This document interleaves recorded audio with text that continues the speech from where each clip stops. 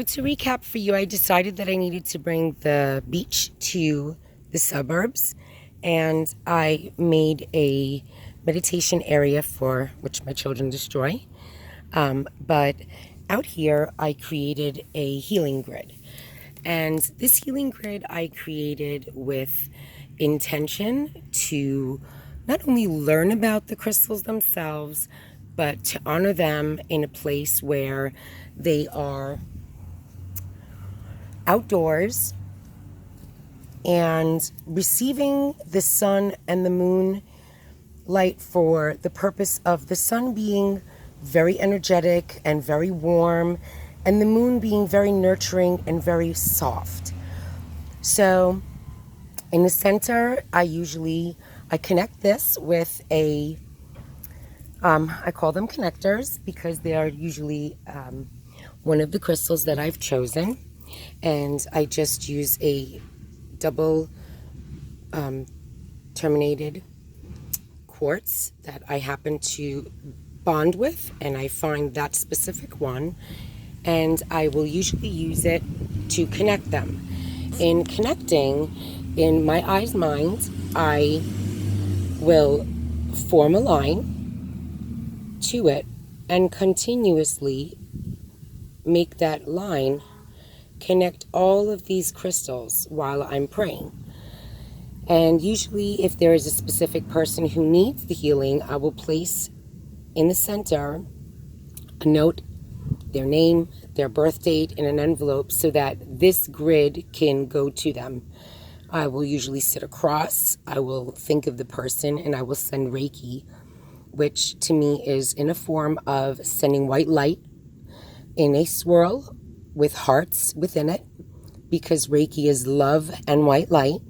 And then I ask the person that when they feel, or when if there is a specific timing, I will have them wear white so that the light can find them easier and stronger. And that is, to me, the best modality of Reiki that I find to intertwine with crystals, because most of the time the crystals will do the work themselves.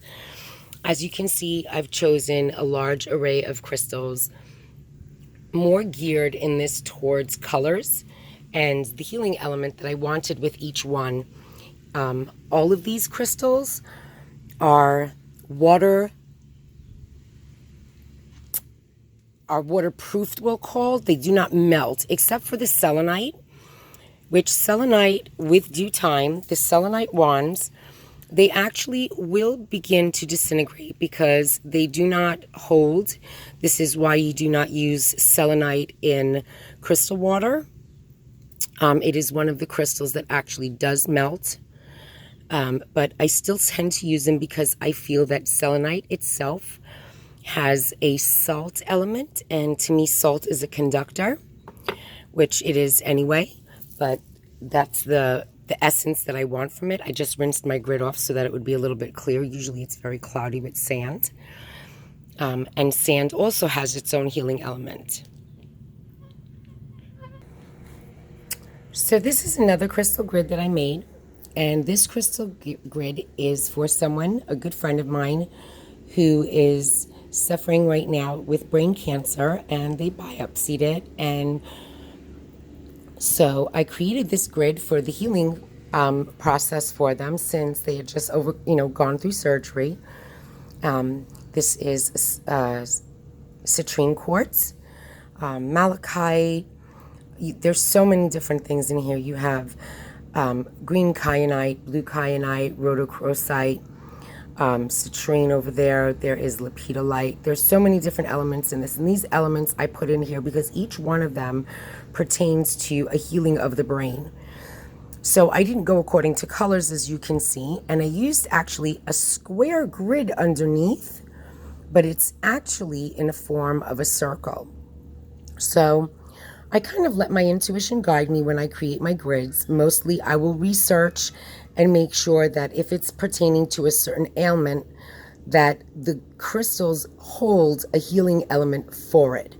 Again, I connect the grid and I send the light through here, And then once this grid is ignited, once in a blue moon, I will come back and I will reignite it with my quartz.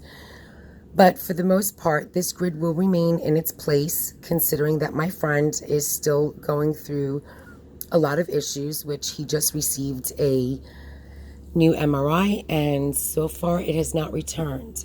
So he knows that this is here for him, and he has his own quartz, and he holds it when he meditates, so that he knows that he can connect to this wherever he is at.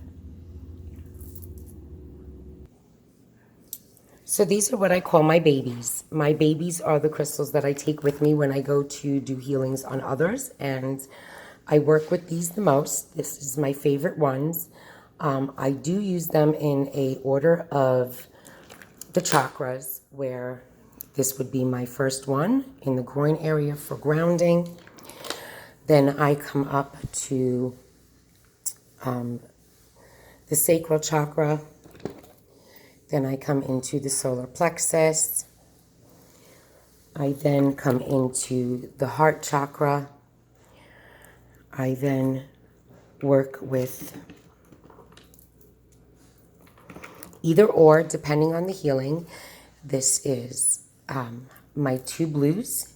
This is a raw kyanite. I happen to like raw stones because they have not been bounced around. And as they are bounced around, they actually lose some of their original energy. Now, a raw stone like this will hold the true energy of the ginormous stone that it was picked off of. So I happen to like this one for communication, since most people are lost with communication.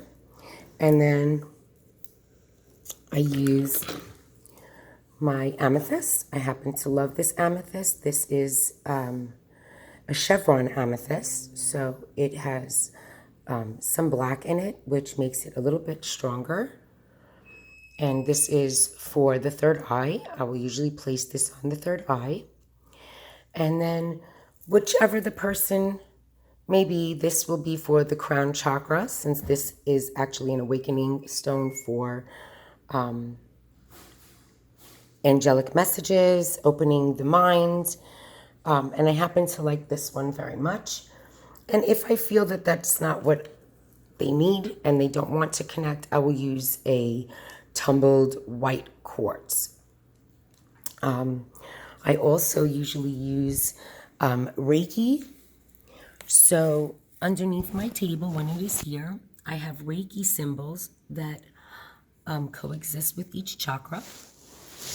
And so they're there regardless of me using them.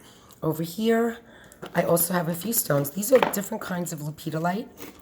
And lepidolite is an emotional stone, and it helps with anxiety, stress. I will usually adjust them to what the person needs. If I feel like they are extremely anxious, I will place either tumbled in each hand, or I will place the raw in each hand, whichever I feel is more beneficial.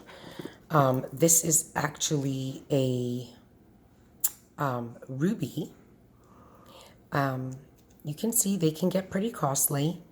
And most of the time when I do a healing, I will leave the person with a stone to go home with so that they can recollect the memory. This is placed in between their feet for grounding, or I use a different one, which it's not in here. And it is my raw lepidolite. Lepidolite is a filtration for removing negativity. So this works out really good. And then, of course, these are my conductors. I usually put one at the top of the head, above the last stone, and then one is usually what I use to, I counterclockwise cleanse the chakras, because that is the direction that you cleanse them, and they actually turn sometimes S, sometimes normal. It depends. Each person is individual. These are also called shaman stones. They're boji stones. They're actually, if you touch them together, they kind of bounce away from each other. And one is a male and one is a female. And this, to me, I usually use when I want to raise the vibration of an individual, because this has a magnetic field to it. My favorite stone is tourmaline. So tourmaline happens to be my favorite stone, and these are large pieces of tourmaline. I adore tourmaline. Tourmaline actually is like a filter, and it actually has the lines like a filter. So if you think about energy, if it could actually pass through the center of this, there's no way out, because black is every color and it almost is like a barrier.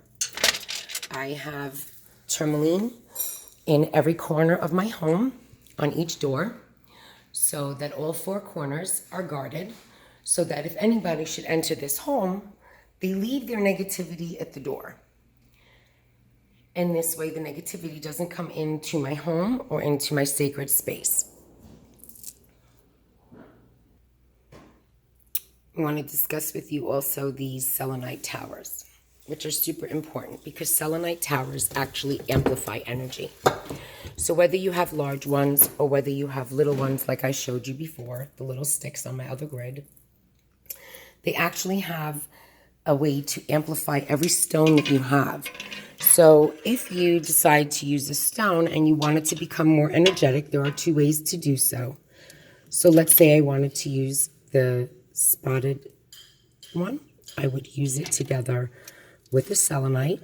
I would put it in a mesh bag, and I will put it either on me or in my purse, in a pocket, sometimes one in, I put usually crystals, one in each side of my breast.